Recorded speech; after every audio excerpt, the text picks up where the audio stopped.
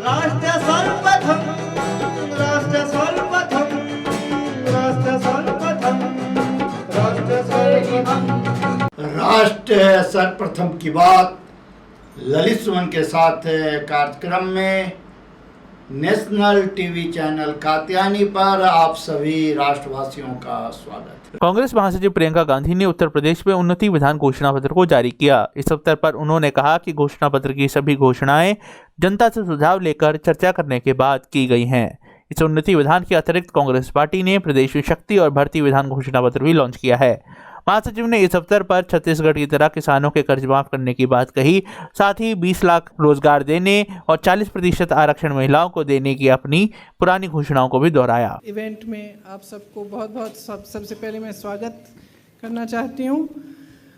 जैसे सलमान साहब ने आपको बताया कि जो ये उन्नति विधान है, जो हमारा शक्ति विधान है और जो भर्ती विधान है, ये जितने भी घोषणा पत्र हमने जारी किए हैं और इनमें जितने भी सुझाव हैं वो हमें यूपी की पब्लिक से मिले हैं। हमने पिछले मेरे ख्याल से 1.5 साल से ये कोशिश की कि हम उत्तर प्रदेश के कोने कोने में जाएं, हमारे नेता, हमारे मैनिफेस्टो कमेटी जाए और सबसे चर्चा करके जो उनके अहम मुद्दे हैं, जो उनकी समस्याएं हैं, उनको सुलझाने का काम कैसे किया जाए, इसके बारे में चर्चा करके तभी ये सारे सुझाव इस घोषणा पत्र में आए हैं।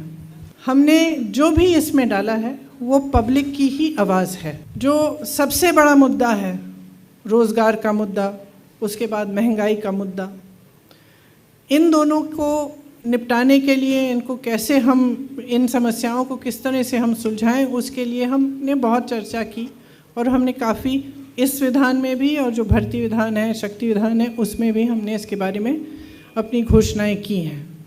तो मैं कुछ मुख्य बिंदु इस घोषणा पत्र के मैं आपको पढ़ के सुनाना चाहती हूँ। सबसे पहले तो जो हमारी प्रतिज्ञाएं थीं, जिनके बारे में आपको पहले से जानकारी है, लेकिन एक बार दोहराना चाहती हूँ मैं कि किसानों का पूरा कर्जा माफ़ किया जाएगा। हम ये कह रहे हैं कि हमारी सरकार जब बनेगी तो 10 दिन के अंदर अंदर किसानों का कर्ज माफ़ किया जाएगा। छत्तीसगढ़ में जब कांग्रेस की सरकार आई तो आप सब ने देखा होगा कि शपथ लेते ही 3 घंटों के अंदर अंदर किसानों के कर्ज माफ़ किए गए। उसी तरह से हम यहाँ भी उत्तर प्रदेश में करना चाहते हैं। 2500 में गेहूँ, धान और 400 में गन्ना खरीदा जाएगा। बिजली बिल सबका हाफ किया जाएगा। कोरोना काल में जिस का बकाया है वो साफ़ किया जाएगा, ख़त्म किया जाएगा। जिस को कोरोना से सबसे ज़्यादा आर्थिक मार पड़ी उन परिवारों को 25,000 रुपये दिए जाएंगे ताकि वो एक बार फिर अपने पैरों पे खड़े हो सकें। हमने पहले भी ये बहुत बार घोषणा की है, फिर से दोहरा रहे हैं कि 20 लाख सरकारी रोज़गार दिलवाएंगे। इसका पूरा खाका तैयार करके हमने भर्ती विधान में आपको कुछ दिनों पहले बताया था। उसमें से 12 लाख सरकारी पद खाली पड़े हैं जिन्हें भाजपा की सरकार ने 5 सालों से नहीं भरा। हम कह रहे हैं कि हम वो 12 लाख पद भी भरेंगे और उसके अतिरिक्त हम 8 लाख और पद भरेंगे, या और रोज़गार हम पद भरेंगे नहीं, 8 लाख हम रोज़गार और पैदा करवाएंगे। इसके साथ साथ हमने पहले भी कहा है कि 40% रोज़गार पहले के जो आरक्षण हैं उनके तहत महिलाओं को दिए जाएंगे। अगर कोई भी बीमारी हो तो सरकार की तरफ से 10 लाख रुपए तक इलाज मुफ्त मिलेगा। आवारा पशु की बहुत बड़ी समस्या है उत्तर प्रदेश में। कम पार्टियां इसके बारे में बात करती हैं, लेकिन सच्चाई ये है कि किसान बहुत त्रस्त हैं। और हमने अपने अनुभव में, जो हमारी छत्तीसगढ़ में कांग्रेस की सरकार है, उन्होंने एक पूरी योजना बनाई कि इससे हम किस तरह से इस समस्या को हम हल कर पाएँ।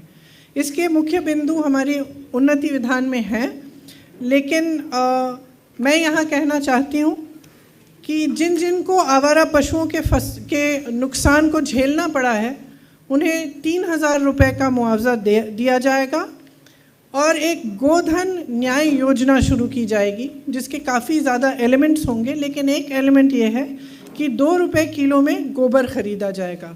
ये छत्तीसगढ़ में हो रहा है और फिर उस गोबर को वर्मी कॉम्पोस्टिंग में सेल्फ हेल्प ग्रुप्स द्वारा इस्तेमाल किया जाता है।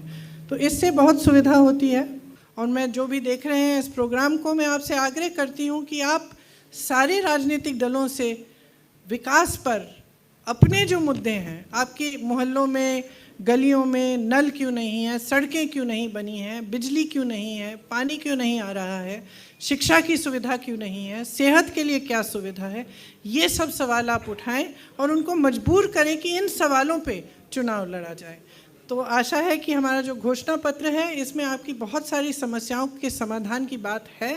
आप सब इसको ध्यान से पढ़ेंगे और वोट डालने के समय भी इस पर आप अपना ध्यान आकर्षित करेंगे। 22 वर्षों से प्रकाशित मदर इंडिया पत्रिका, पढ़ते रहें देश दुनिया की खबरों के लिए।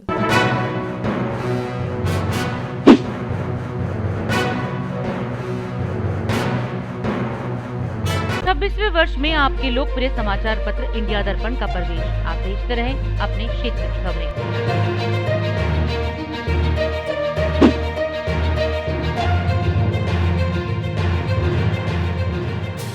और अधिक खबरों के लिए आप हमारे YouTube चैनल दैनिक इंडिया दर्पण को अभी सब्सक्राइब करें और नोटिफिकेशन के लिए बेल आइकन को प्रेस करना ना भूलें।